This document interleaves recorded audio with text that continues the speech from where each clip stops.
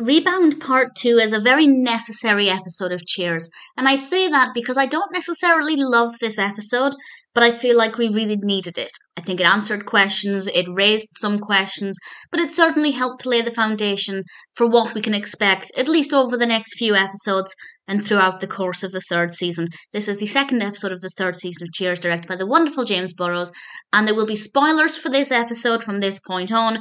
I will, of course, very heavily be spoiling what happened in Rebound Part 1, and I'll discuss things in a little bit of detail, so there'll be spoilers from now. And of course, in the previous episode, Diane has returned. She's been in hospital for her mental health. She met Frasier there, and they are now dating. And Frasier is also helping Sam to get over his drinking. And we learn in this episode he hasn't had a drink in 10 days. That is a tremendous relief. I think if they'd made the decision for Sam to carry on drinking any longer, it would have become uncomfortable. And I feel like just addressing his relapse in the previous episode and then in this episode is enough. It's enough to show just how devastating his relapse was for the people around him, particularly Coach and Carla. And it was heartbreaking to see how they responded to that. And to see that Frasier, in theory, has helped him. We don't know, of course, whether it was strictly Frasier that helped him, but I'd like to think that Frasier had this positive effect on Sam. Things can start moving forward. Both Sam and Diane admit to each other that they've moved on, which is great. I don't think anybody believes them. I, as a viewer, most certainly don't believe them, but it's a very well-written, well-executed exchange when they're in Sam's office and, parroting each other and saying things at the same time. And I think it's very convincing to themselves. Do they believe it? I'm not so sure at this stage. It's quite a creatively presented episode. It starts off narrated by Cliff, which is pretty awesome, and Cliff's showing us slideshows, which is a lot of fun and an interesting way to start the episode. Of course, in the previous episode, we had Coach narrating the beginning, which was good fun. And we also get a flashback scene of Diane playing croquet and how she encountered Frasier, and we get a little bit of an origin story for their relationship, which I thought was quite nice and very creatively done, and helps to keep things moving when really the mood is unclear. Because as I said, Sam and Diane are saying they're over each other. Sam has not had a drink for 10 days. Everything seems to be really positive and going in a really healthy direction for everybody involved.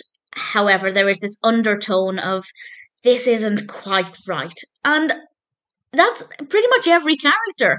Frasier responds quite negatively when Diane says that she's going to be working at Cheers, almost as if he forbids her to do it. And I know that this was released in the 80s, but still, I feel like he was having too much control over Diane there. But of course, Diane's not going to let anybody control her because that's not what she stands for. But it is still uncertain where her future with Cheers lies and how long she'll stick around for. Of course, I know what happens going ahead, but based on this episode, it answered a lot of questions about the situation, about who's dating whom, about who is pretending or potentially pretending how they feel about things. And it also raises a lot of questions of what on earth is going on. And I think it's a really valid episode. Now, the reason I said at the beginning that I think it's very necessary, even though I didn't love it, is because it's still uncomfortable and it's not very funny. I don't think it needed to be funny all of the way through, but there is some comedy in this. A lot of the comedy is with Coach and Cliff and Norm, but we also have some moments that are quite entertaining with Carla. My favourite is when Sam tells Carla that Diane's coming back to work at Cheers and everybody's gripping onto Carla because they suspect that she's going to fly off of the handle. And then her response was just so unexpected that it was funny. A little bit creepy as well. There's something quite disturbing about the way she responded. And again, I think it's this element of trust. Do we trust that that's how Carla really feels? Do we trust that Sam and Diane are over each other? Do we trust that Sam is not going to return to drink? And I think that it makes it a really uncomfortable viewing. But it's so well done. And I think that the reason I feel uncomfortable as a viewer is because everybody involved is uncomfortable in the situation. Sam's uncomfortable with Diane, Diane with Sam, Frasier's uncomfortable with Diane going back to Cheers, Carla's uncomfortable with everything, Coach is uncomfortable with this threat of Sam returning to drink again, and it really comes across in the writing, in the acting. It's brilliantly done, but that does mean, as with basically the previous 3 episodes, it's not very easy to watch, it's not very relaxing, it's not entertaining in the comedic sense. But I have nothing but appreciation for it. It's very well done. And I feel like I need to praise it a lot. And I do. And I will continue to praise it a lot.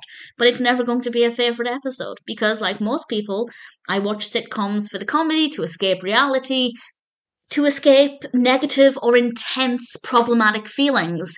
But to watch an episode where that's projected back at me is not something I'm always going to be in the right frame of mind for. So it's not an episode that I can watch again and again, but when I do watch it, I can see that it is expertly crafted, beautifully executed, so well done that despite the fact it's not a personal favourite, I have nothing but praise for Rebound, Rebound Part 2, Rebound Part 1. It's a very dramatic, uncertain, unpredictable start to the 3rd season, and I honestly cannot fault it.